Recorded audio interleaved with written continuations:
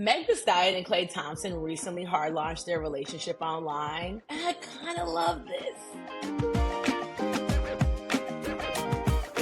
I didn't know he had it in him. I'm so sorry, Klay. I was not familiar with your game. And I mean your game off the court, because Meg's not an easy one to bag, okay? She's a stallion. That's the hot girl captain. And I love this for the both of you.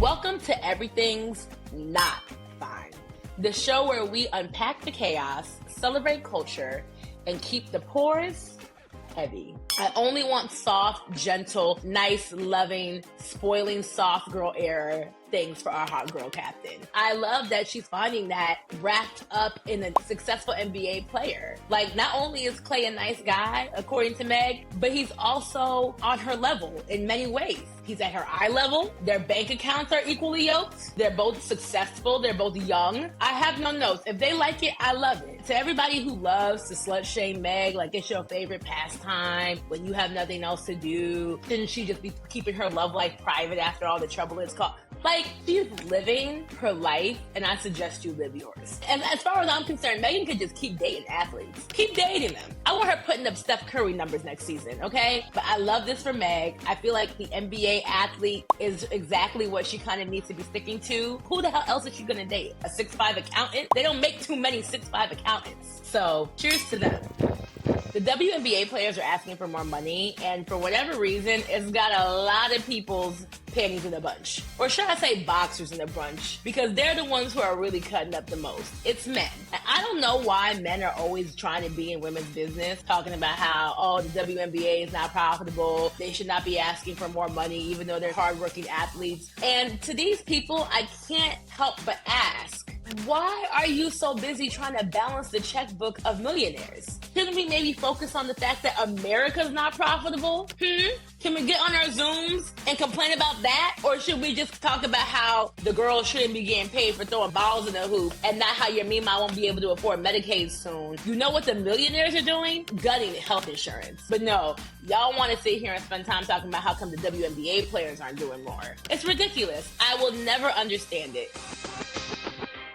In yet another attempt to distract and delay the release of these damn Epstein files, the administration has decided to give us MLK files instead. What? Yes, MLK files. Previously sealed files of surveillance by the FBI, CIA, and everybody else who was surveilling King while he was alive. These files have been sealed for decades, and for whatever reason, the administration has decided to give us those. Instead of files that could actually lead to justice for misdeeds being committed today, we've gotten the files about surveillance of a man who's been dead longer than I've been alive.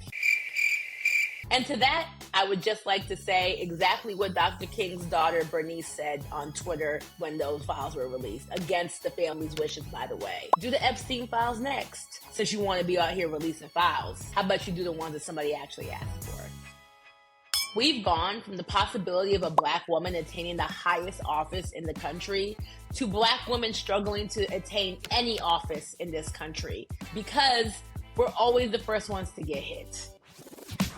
And so I need everybody, every single person who I saw so proudly on these Zoom calls after Black women raised money for Kamala needs to get back on that Zoom and figure out what to do about the fact that Black women are unemployed at twice the rate of our white counterparts right now. 300,000 Black women have left the labor force in just the last 3 months. Get on Zoom about that, because we didn't get ourselves here. We did the most to make sure we wouldn't end up in this position. The way everybody's making it clear that DEI is OUT, it's not only disappointing, but it's detrimental to our survival. And it may be hitting us the most first, but we won't be the last. Because as much as people want to make it seem like Black people are the ones who benefit from DEI the most, it's actually white women. All of us are going to feel the impact of this recession sooner or later. So the better we start putting together policies and infrastructure to help us be community, the better it'll be for everybody when it's their turn in this position.